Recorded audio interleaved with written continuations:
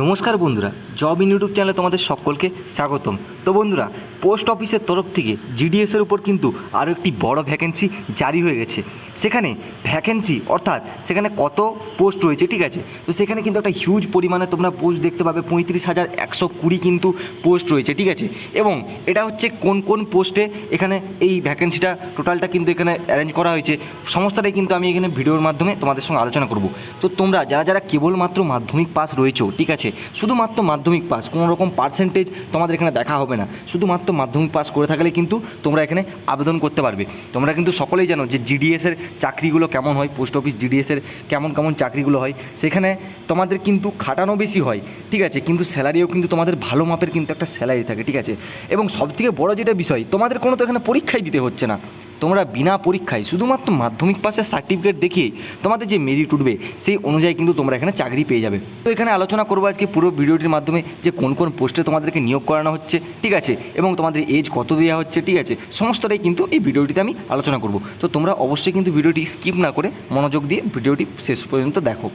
তো ভিডিওটি শুরু করার আগে তোমাদের কাছে একটি ছোট্ট রিকোয়েস্ট, তো তোমরা যারা আমার চ্যানেলে নতুন আছো অবশ্যই কিন্তু আমার চ্যানেলটি সাবস্ক্রাইব করে নাও এবং পোস্ট অফিস জিডিএস সম্পর্কিত এবং বিভিন্ন জব আপডেট সম্পর্কিত নতুন ভিডিও পেতে অবশ্যই আমাদের চ্যানেলটির সাথে তোমরা জুড়ে যাও। তো চলো এরপর দেখে নেওয়া যাক যেখানে পোস্ট অর্থাৎ কী কী পোস্টে তোমাদেরকে নিয়োগ করানো হচ্ছে। তো এখানে কিন্তু 3টি পোস্টে তোমাদেরকে নিয়োগ করানো হচ্ছে, বিপিএম, এবিপিএম এবং ডাক সেবক, ঠিক আছে। তো বিপিএমটা কি? বিপিএম অর্থাৎ হচ্ছে ব্রাঞ্চ পোস্ট মাস্টার, ঠিক আছে, ব্রাঞ্চ পোস্ট মাস্টার হচ্ছে বিপিএম, ঠিক আছে। বিপিএম পোস্টার মানে হচ্ছে ব্রাঞ্চ পোস্ট মাস্টার, অর্থাৎ তোমাদের পোস্ট অফিসে যেই ধরনের কাজগুলো, যে বড় বড় ট্রানজাকশানের কাজগুলো, ঠিক আছে, এবং ধরো যেই ইন্ডিয়ান পোস্ট অফিসের যে পেমেন্ট ব্যাংকের যে কাজগুলো, ঠিক আছে, ট্রানজাকশান যেমন যে পেমেন্টের যে সমস্ত কাজগুলো এবং মার্কেটিং, সমস্ত ব্যাপারটাই কিন্তু এই বিপিএম কিন্তু এখানে দেখে, ঠিক আছে। পুরো ব্যাপারটা কিন্তু বিপিএম এখানে হ্যান্ডেল করে।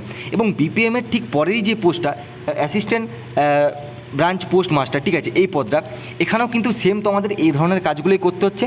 শুধু এখানে ব্যাপারটা কি না, যখন বিপিএম যে সমস্ত ধরো ব্রাঞ্চগুলোতে বিপিএম থাকে না, ঠিক আছে, সেখানে এবিপিএম থাকে, তো এবিপিএমকেই কিন্তু পুরো কাজটা কিন্তু তাদের এবিপিএমকেই কিন্তু দেখভাল করতে হয়, ঠিক আছে। এবং এছাড়াও যখন বিপিএম কোনো সময় অনুপস্থিত থাকে সেই সময় কিন্তু এবিপিএম এই সমস্ত কাজগুলো কিন্তু সামলায়, অর্থাৎ কিন্তু বিপিএমের ঠিক পরের পোস্টটাই এবিপিএম। এবং যে কাজটা সেটাও কিন্তু প্রায় দুজনের একই, ঠিক আছে। যে সমস্ত ট্রানজ্যাকশানগুলো হয়, ঠিক আছে, পেমেন্ট ব্যাংকের যে সমস্ত ট্রানজ্যাকশানগুলো, বিভিন্ন রকম হচ্ছে মার্কেটিং, ঠিক আছে, এবং হচ্ছে যে সমস্ত পোস্ট অফিসের যে তোমার হচ্ছে কাজগুলো, ঠিক আছে, তো সমস্ত কাজগুলোই কিন্তু এই বিপিএম এবং এবিপিএম কিন্তু কন্ডাক্ট করে। এবং তারপরের যে পোস্টটা রয়েছে, ঠিক আছে, সেটা হচ্ছে ডাক সেবক, ঠিক আছে। তো ডাক সেবকের কাজটা কি না, এবিপিএমের যে পরে যে সমস্ত কাজগুলো হয় সেগুলো কিন্তু ডাক সেবক কিন্তু সামলায়, ঠিক আছে। অর্থাৎ এবিপিএমের নিচে যে সমস্ত কাজগুলো সেগুলো কিন্তু ডাক সেবক সামলায়, কিন্তু কোনো কোনো সময় যদি এবিপিএম অনুপস্থিত থাকে সেই সময় কিন্তু ডাক সেবককেও কিন্তু সেই ধরনের কাজগুলো কিন্তু সামলাতে হয়।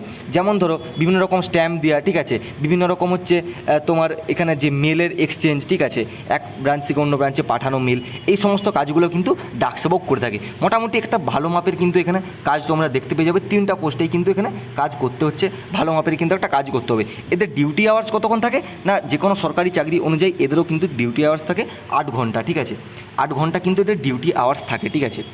এই ডিউটি আওয়ার্স অনুযায়ী কিন্তু এদের বেতনটাও এখানে কিন্তু দেওয়া হয়, ঠিক আছে। তো এডুকেশন কোয়ালিফিকেশান কত চাওয়া হচ্ছে না, এডুকেশন কোয়ালিফিকেশান শুধু চাওয়া হচ্ছে না 10th পাস। তোমরা যারা যারা কেবলমাত্র 10th পাস করে আছো তাড়াতাড়ি কিন্তু এখানে আবেদন করতে পারবে, ঠিক আছে। এখানে কোনো রকম কোনো এক্সাম হচ্ছে না, নো এক্সাম, ঠিক আছে, কোনো রকম কোনো এক্সাম হচ্ছে না এখানে, শুধুমাত্র 10th পাসে যে নাম্বার সেই অনুযায়ী মেরিট লিস্ট উঠবে, ঠিক আছে। তো সেই মাধ্যমিকের নাম্বার অনুযায়ী যে মেরিট লিস্ট উঠবে সেই মেরিট লিস্ট অনুযায়ী কিন্তু তোমাদের সিলেকশনটা করানো হবে, ঠিক আছে। তো তোমাদের দেখে নাও যে এক্সট্রা কোয়ালিফিকেশান এখানে কী কী লাগছে মাধ্যমিক পাস ছাড়াও। মাধ্যমিক পাস ছাড়াও তোমাদের এক্সট্রা কোয়ালিফিকেশান লাগছে কিন্তু লোকাল ল্যাঙ্গুয়েজ, অর্থাৎ তোমরা যেখান থেকে বিলং করছো, ঠিক আছে, এটা তো একটা অল ওভার ইন্ডিয়া বেসিস একটা চাকরি। তো সেক্ষেত্রে তোমরা যেই রাজ্য থেকে বিলং করো না কেন, ঠিক আছে, সেখানে যে লোকাল ল্যাঙ্গুয়েজটা, আমাদের যেমন ওয়েস্ট বেঙ্গলের লোকাল ল্যাঙ্গুয়েজ বাংলা, ঠিক আছে, তো সেক্ষেত্রে কিন্তু তোমাদেরকে বাংলায় লিখতে এবং পড়তে অবশ্যই কিন্তু জানতে হবে, ঠিক আছে। এছাড়াও তোমাদেরকে কম্পিউটার নলেজ রাখতে হবে। যেমন ধরো পোস্ট অফিসে কিন্তু অনেক রকমই কাজ আছে যেগুলো কম্পিউটারে বসে তোমাদেরকে করতে হয়।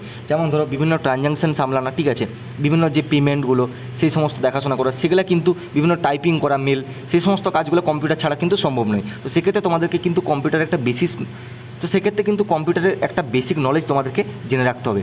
এছাড়াও তোমাদেরকে কী করতে জানতে হবে না, সাইকেলিং জানতে হবে, অর্থাৎ তোমাদেরকে কিন্তু সাইকেল চালানো কিন্তু এখানে জানতে হবে।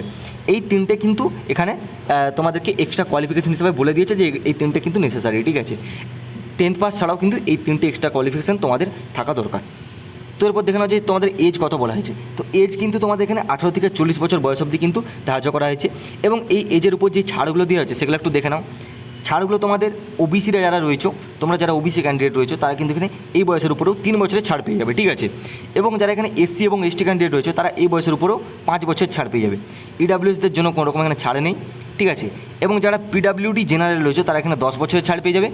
পিডাব্লিউডি ওবিসি যারা রয়েছে তারা কিন্তু 13 বছরের ছাড় পেয়ে যাবে।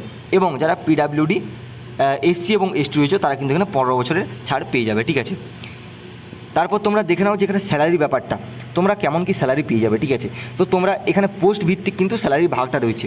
তোমরা যারা এখানে বিপিএম পোস্টে আবেদন করবে সেক্ষেত্রে কিন্তু তোমাদেরকে 12,000 টাকা টিআরসি অনুযায়ী, অর্থাৎ টাইম অনুযায়ী তোমাদের কিন্তু স্যালারিটা দেওয়া হবে, তোমাদের ওয়ার্কিং আওয়ার্স অনুযায়ী, ঠিক আছে। টিআরসি অর্থাৎ ওয়ার্কিং আওয়ার্স অনুযায়ী তোমাদেরকে স্যালারিটা দেওয়া হবে 12,000 টাকা, ঠিক আছে। এবার এখানে 12,000 টাকা এখানে বলছে, এটা কিন্তু ডিএ অ্যাড হয়ে, ঠিক আছে, ডিএ অ্যাড হয়ে কিন্তু এখানে আরও 2,000 টাকা অ্যাড হয়ে যাবে, ঠিক আছে। 2,000 টাকা কিন্তু এখানে আরও অ্যাড হয়ে যাবে ডিএ। তো সেক্ষেত্রে কিন্তু তোমাদেরকে 12,000 থেকে তোমরা দেখতে পাবে 14,000-এ তোমরা কিন্তু জয়েনিংটাই পাচ্ছ, ঠিক আছে। 14,000 থেকে তোমরা এখানে পেয়ে যাবে 29,380 অবধি তোমরা কিন্তু বিপিএমে তোমরা যে বেতনটা দেখতে পেয়ে যাচ্ছ, ঠিক আছে। এবং পরে কিন্তু এটা আরও বাড়াতে পারবে। তো তারপর তোমরা দেখে নাও যে সেম কিন্তু এবিপিএম এবং ডাক সেবক এই দুটোর ক্ষেত্রে কিন্তু তোমাদের স্যালারিটা কিন্তু সেমই দেওয়া হচ্ছে। এখানে কিন্তু যেমন বিপিএমে 12,000 ছিল, এখানে কিন্তু 10,000 থেকে তোমাদের স্যালারিটা শুরু, 10,000 থেকে কিন্তু স্যালারিটা শুরু, তোমাদের 24,470 অবধি তোমরা কিন্তু স্যালারিটা পেয়ে যাবে। একটা ভালো মাপেরই তোমরা কিন্তু স্যালারি এখানে পেয়ে যাচ্ছ কেবলমাত্র 10th পাস যোগ্যতাতেই। তোমাদের তো কিছু আহামরি এডুকেশন কোয়ালিফিকেশান এখানে চাইছে না, শুধুমাত্র তোমাদের 10th পাস কোয়ালিফিকেশানটা এখানে চাইছে। তো সেক্ষেত্রে কিন্তু একটা ভালো মাপেরই তোমরা স্যালারি কিন্তু পেয়ে যাবে, ঠিক আছে। তো এই গেল স্যালারির ব্যাপারটা। তো এরপর তোমরা দেখে নাও যে অ্যাপ্লাই ফিটা তোমাদের কাছ থেকে কত নেওয়া হবে, কাদের কাছ থেকে। তো অ্যাপ্লাই ফি তোমরা যারা জেনারেল এবং ওবিসি রয়েছে তাদের কাছ থেকে কিন্তু 100 টাকা, কেবল 100 টাকা কিন্তু ধার্য করা হয়েছে যারা জেনারেল এবং ওবিসি রয়েছে। এবং তোমরা যারা ফিমেল, এটা কিন্তু বললাম যারা জেনারেল ওবিসি যারা ছেলে রয়েছে, ঠিক আছে, অর্থাৎ যারা মেল ক্যান্ডিডেট রয়েছে তাদের ক্ষেত্রে কিন্তু 100 টাকা, ঠিক আছে, ফিমেল কিন্তু নয়। এবং যারা এখানে ফিমেল এসসি এসটি এবং পিডাব্লিউডি ক্যান্ডিডেট রয়েছে তাদের কাছ থেকে কোনো রকম কিন্তু এখানে অ্যাপ্লাই ফি ধার্য করা হয়নি, ঠিক আছে। তারা কিন্তু এখানে বিনামূল্যেই তারা কিন্তু এখানে অ্যাপ্লাইটা করতে পারবে, ফিমেল এসসি এসটি এবং পিডাব্লিউডি ক্যান্ডিডেটরা, বুঝতে পেরেছো। তোমাদের কাছ থেকে কোনো রকম এখানে অ্যাপ্লাইয়ের জন্য টাকা কিন্তু এখানে নেওয়া হবে না। তো এরপর তোমরা দেখে নাও এখানে যে অ্যাপ্লাই ডেটটা, ঠিক আছে, তোমাদের কবে অ্যাপ্লাই শুরু হবে। তো অ্যাপ্লাই কিন্তু তোমাদের শুরু হবে জুলাই আগস্ট 2024 থেকে কিন্তু শুরু হয়ে যাবে অ্যাপ্লাই, ঠিক আছে। অর্থাৎ জুলাই লাস্ট উইক থেকে কিন্তু তোমাদের একদম অফিসিয়ালি নোটিফিকেশান তোমাদের বেরিয়ে যাবে, ঠিক আছে। অ্যাপ্লাই কিন্তু শুরু হয়ে যাবে জুলাই আগস্ট থেকে। অবশ্যই কিন্তু ভ্যাকেন্সি আসবে, তোমাদের চিন্তার কোনো বিষয় নেই। জুলাই আগস্ট 2024-এর মধ্যে কিন্তু তোমরা ভ্যাকেন্সি দেখতে পেয়ে যাবে। তো আশা করছি তোমরা পুরো ব্যাপারটাই কিন্তু এখানে বুঝতে পেরেছো, ঠিক আছে। তো তাও যদি কোনো কিছু বুঝতে সমস্যা থাকে তোমরা কিন্তু অবশ্যই কমেন্টে আমাকে জানাতে পারো, আমি যথাসম্ভব তোমাদেরকে রিপ্লাই দেওয়ার চেষ্টা করব। তো বন্ধুরা, এই ছিল আজকের ভিডিওটি। যদি ভিডিওটি ভালো লেগে থাকে অবশ্যই তোমরা একটি লাইক করে দিও, এবং আমার চ্যানেলে নতুন থাকলে অবশ্যই বন্ধুরা চ্যানেলটি সাবস্ক্রাইব করে দিও। তোমাদের কাছ থেকে শুধু একটু সাপোর্ট চাই বন্ধুরা, আর কিচ্ছু চাই না। তো চলো বন্ধুরা, দেখা হচ্ছে আবার কোনো নতুন ভিডিওতে নতুন কোনো আপডেটের সঙ্গে। রাধে রাধে।